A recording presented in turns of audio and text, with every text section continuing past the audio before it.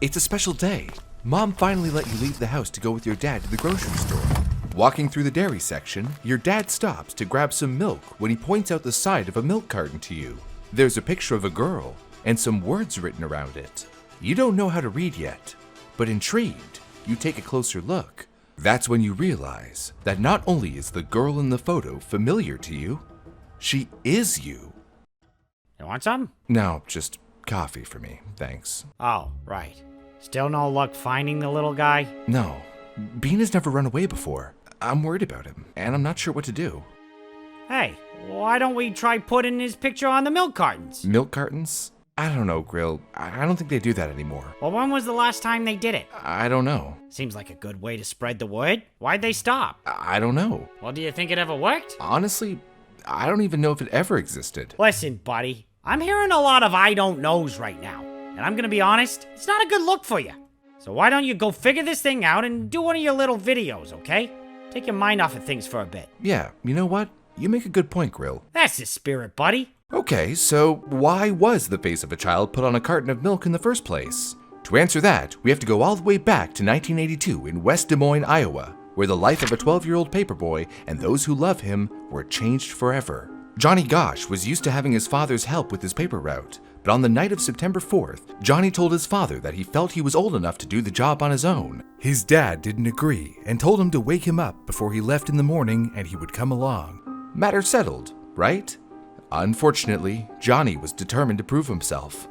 So he set off with his wagon and the family's miniature dachshund, Gretchen, before dawn the next morning, alone. Johnny's parents, John and Noreen Gosch, were eventually woken up, but not by their son. Just after 6 a.m. on September 5th, the phone rang. It was a neighbor wondering why they hadn't received their paper yet. In all the time Johnny had been delivering papers, he had never missed a delivery. His dad got up and said, "I'll go help him finish the route. He's probably just running late." He went up the street, and that's where he saw Johnny's wagon sitting. Just 2 blocks away from home, there it was, but no Johnny. So John rushed back home and told Noreen that Johnny was missing and to call the police, but the authorities weren't able to get to the Gosch home right away, leaving John and Noreen to wait for a staggering 45 minutes. Noreen couldn't sit around and do nothing, so she began calling up the other paperboys in the area to ask if they had seen or heard anything about where her son could have gone. The first confirmed sighting of Johnny was by another paperboy who recalled seeing him filling up his wagon at the paper drop for the Des Moines Register. Then, another of the boys revealed that he had seen Johnny talking to a stocky man in a blue car, an interaction that was witnessed by 4 other people, one of whom would eventually remember a part of the license plate. A third paperboy reported seeing a man follow Johnny as he began his route, and later, a neighbor heard a door slam and saw a silver Ford Fairmont speeding away from where Johnny's wagon was later found. Before the police even arrived, Noreen had a working theory thanks to eyewitnesses and 2 subsequent vehicle descriptions. Through that, she was able to predict Johnny was forced into a vehicle and abducted a mere 12 minutes after leaving home that morning. And when the police finally came to investigate, Noreen was ready. The cop looked at me and said, "Well, has your son ever run away before?" And I said, "Well, no, he's never run away, ever. Nor did he run away today." But the cops couldn't seem to accept that he was abducted. Nothing like it had ever happened in their small town before. Well, who cares if they couldn't wrap their heads around it? It obviously happened. The mother had a lead. They're wasting time. Jeez, poor Johnny needs help. You're right, Grill. We know today that there is one key thing to keep in mind when working on a case of a missing person. Time is of the essence. Investigators work against the clock to reach out to the public for eyewitness statements before their memories are less clear or any suspects become far out of reach and it's too late. For example, it's well known today that the initial 48 hours are the most crucial. Dr. Michelle Genie, criminology professor at the University of Louisiana at Lafayette, told ABC News that the lives of abducted children are typically ended quickly, often within the first 3 hours, but usually within the initial 2 days. Unfortunately, back in 1982, there was nothing to differentiate a missing child from a missing adult in the way that police handled investigations. So, like with any case involving an adult, police had to wait 3 days before they were considered missing, which we know now is much too long to wait when a child's life is at stake. 72 hours? Yes, Grill. And Johnny's parents were, understandably, desperate to do something, anything, to find their boy. So, without any help from the police, they got to work on their own by hiring private investigators and creating search parties. But they didn't stop there, because as their dog Gretchen returned home alone and days turned into weeks and weeks into months, they knew it wasn't enough. Laws needed to change for missing children cases, and Noreen decided to take matters into her own hands.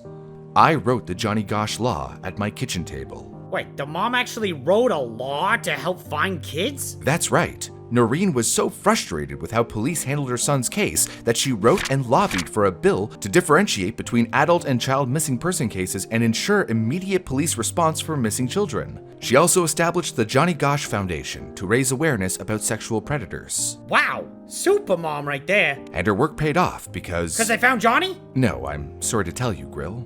Johnny was still missing. But 2 years after his disappearance, the Johnny Gosch bill was actually adopted in Iowa in 1984 and later spread to other states as well. Her efforts also led to the creation of the National Center for Missing and Exploited Children, a private nonprofit that works with families, victims, law enforcement, and the private sector to find missing kids, reduce child exploitation, and prevent victimization. President Reagan even invited Noreen to the White House for its dedication ceremony. Sadly, none of this could prevent the next tragedy. Because that same year the law became official, in a nearby neighborhood, 13-year-old Eugene Martin was delivering newspapers in the early hours of August 12, 1984, when he too was abducted. Another paper boy? Yes, like Johnny, Eugene left early on a Sunday morning for the street corner where he was to pick up his batch of papers. He was last seen talking to a man who witnesses described as seeming drunk or high. And then, he was gone. All that remained was his newspaper bag, still full of papers, found just outside of Des Moines. Only this time, thanks to the Johnny Gosch law, police were no longer required to wait 72 hours. This time, action was swift and extensive. Oh, right, that's more like it. Does that mean Eugene was found? Did they bring the little guy home? Sadly, no. Both Eugene and Johnny remain missing. But this is where the milk cartons come in. What's wrong? All this anxiety is making me hungry. Why don't you just make something? I want to cook, but you're in the middle of a video right now. Well, it's a good thing our meals came in from this video's sponsor, Factor. Thank the food gods. It looks so fresh. Yep, never frozen and always delicious, at the ready. Oh, mozzarella burger and roasted potatoes. In just 2 minutes? Oh man, I can't wait. It avoids the mess of cooking or having to shop for hard-to-find ingredients. Factor meals really help me when I'm deep diving into research and have no time to think about eating, let alone eating something with all the nutrients I need. Unfortunately, I can't live just on coffee, as much as I want to. So this is perfect because the chef-crafted restaurant-quality meals make it not just delicious, but nutritious. And they use premium ingredients like shrimp, blackened salmon, and filet mignon. Oh, wow, bro. You gotta try the vegetables. They're delicious. Factor is delivered right to your doorstep, making it super easy, which means you can make fewer trips to the grocery store, eat out less, or if you're like me, never leave the house ever again. It's flexible too. You can skip a week if something comes up, or adjust the order size. My favorite is the cranberry apple pork chop, and you can get more than just lunches and dinners. There are smoothies, quick breakfast for when we're rushing in the morning, and even snacks for those long nights where I never sleep. With more than 60 add-ons, I'll never get bored with the variety, and it helps keep me focused and fueled, ready to bring you the latest mystery. Head to Factor75.com or click the link in the description box below and use our code BREW50 to get 50% off your first Factor box and 20% off your next month of orders. That's code BREW50 at Factor75.com to get 50% of your first box plus 20% off your next month of orders.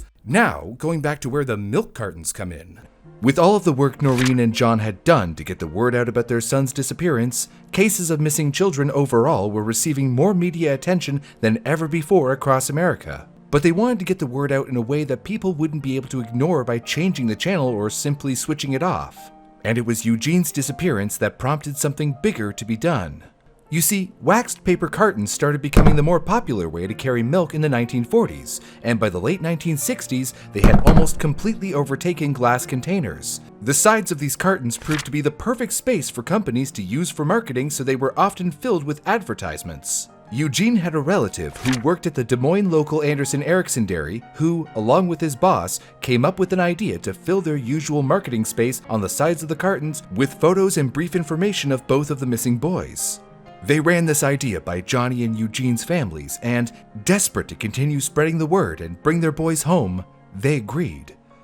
A few weeks later, thousands of the cartons were hitting shelves and kitchen tables across Des Moines, Iowa. Both of their pictures were displayed along with their dates of birth, weight, eye and hair color, and the dates and locations of their disappearances.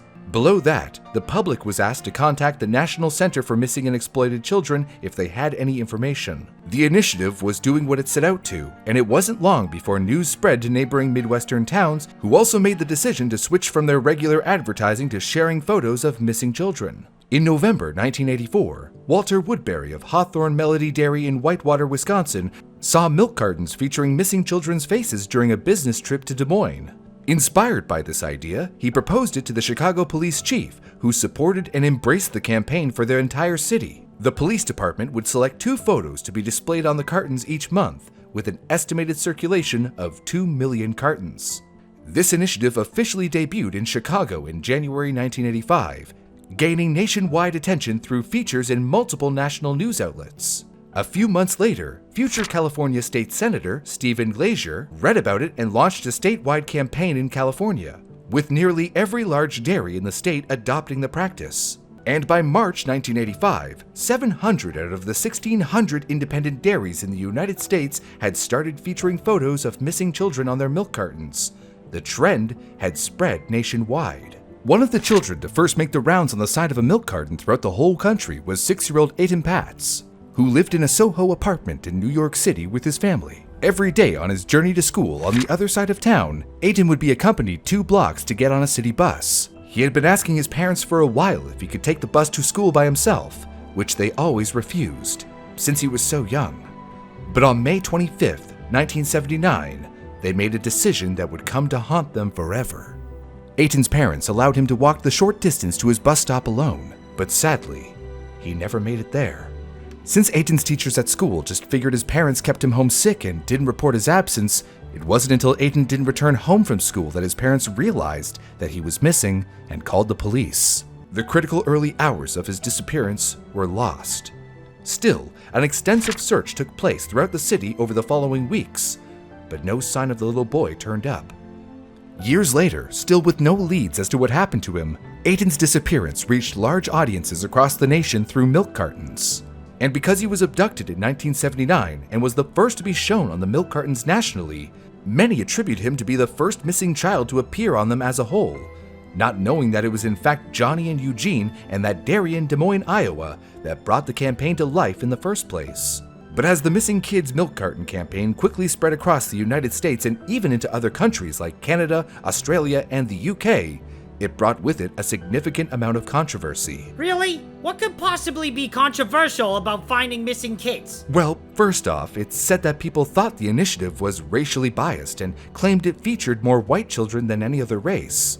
Secondly, seeing missing children's faces on milk cartons everywhere made parents more anxious, prompting them to teach their kids about the potential dangers of unfamiliar people even more intensely. But it wasn't just the milk cartons giving parents reason to be concerned for their children.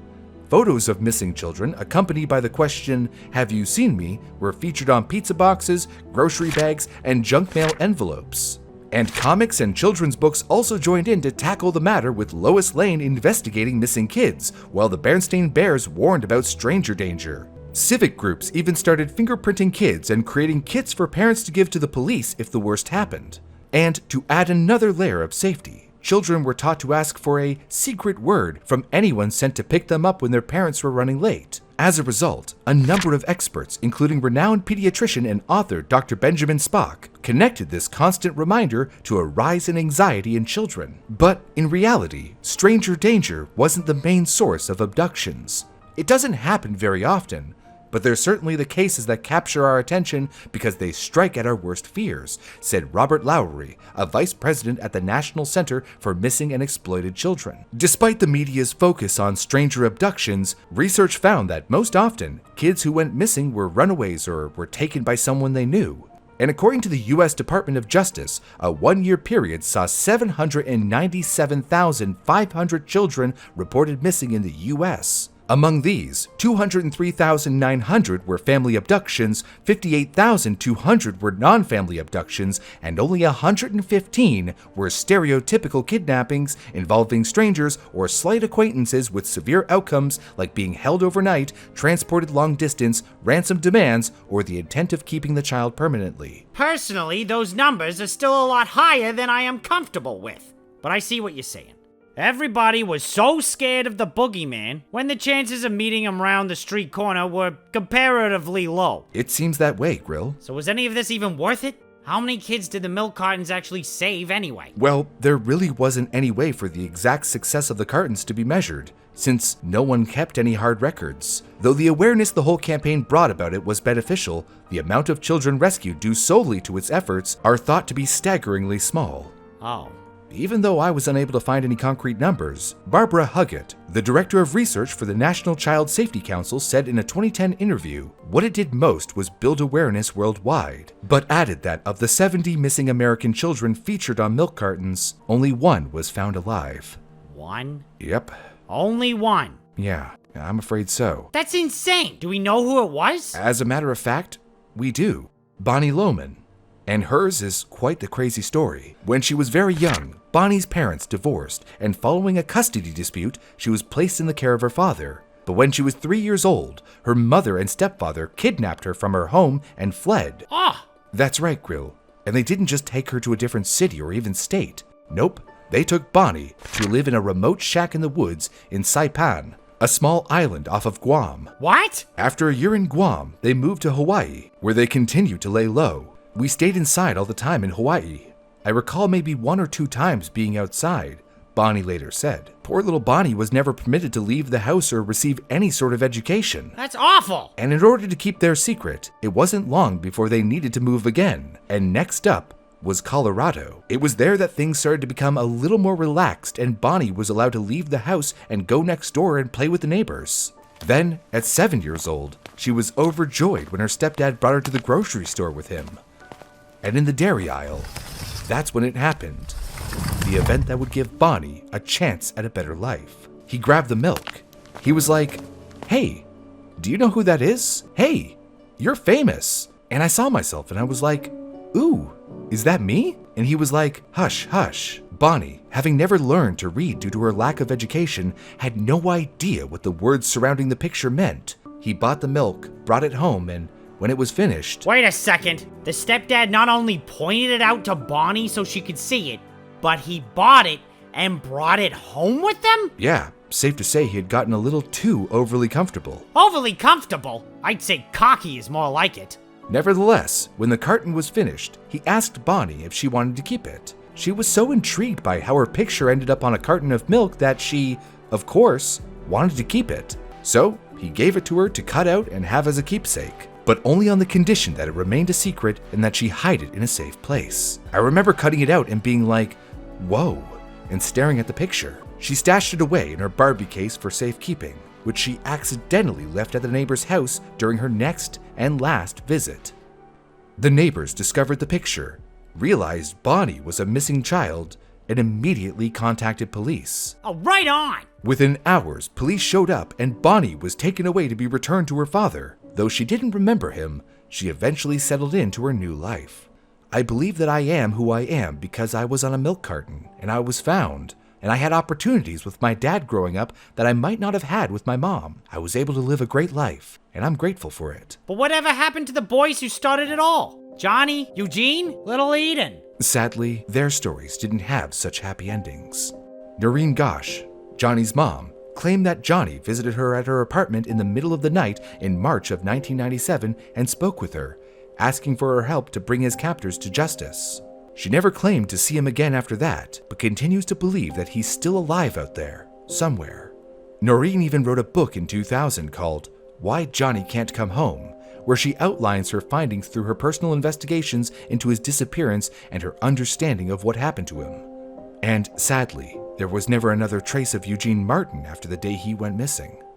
As for Etan Patz, it took decades for any information on his disappearance to surface. But finally, on May 24th, 2012, a man named Pedro Hernandez from New Jersey confessed to strangling Etan in 1979, on the same day the boy left home for the bus stop. At the time, Pedro was 18 years old and working at the convenience store Etan had entered to buy a drink that morning. He lured the young boy into a basement with the promise of a refreshing drink only to do the unthinkable. In court, Pedro Hernandez is quoted saying, "Why I did it? I do not know. It was like something just took over me." On December 12, 2012, he pleaded not guilty to 2 counts of murder and 1 count of kidnapping. Despite his lawyer's motion to dismiss the case in April 2013, citing a false confession, the court ruled the evidence sufficient to proceed. Pedro was found guilty on February 14, 2017, and sentenced to life in prison with the possibility of parole after 25 years. The Missing Kids Milk Carton campaign's reign came to an end in the US for a number of reasons, with the final photos circulating on milk cartons just a few years later in the late 80s. Similar campaigns have continued to run in other parts of the world. Hungary adopted the practice in 2011, and the charity Missing People in the UK was still producing photos of missing children on the sides of milk bottles as of November 2020. Although the milk carton campaign didn't bring those boys home, it significantly raised awareness about missing children and paved the way for more advanced information distribution methods, such as the Amber Alert, which allows for timely notifications and has seen over 1,200 cases of recovered children since its debut. Huh. So maybe putting Bean's picture on the milk cartons isn't the best idea after all. I suppose not. I can almost hear his little voice like he was still here. Bro, I heard that too. Huh? Sounds like it's coming from his tank. But it's empty. Wait a second. Bean, there you are! What's going on? You used my shrink ray so you could go to your tardigrade family reunion? Hey, why didn't you leave him a note, huh? He's been worried sick. Grill, tardigrades are illiterate. Try not to be insensitive. Oh. Sorry. Hold on, Bean. I'll grab the unshrink ray. Welcome back, buddy. If you enjoyed this video, make sure to subscribe to our channel. You'd be surprised how much your 1 sub helps us continue to make videos like this one that you should watch. Don't buy this thing from McDonald's. It can really give you lung cancer.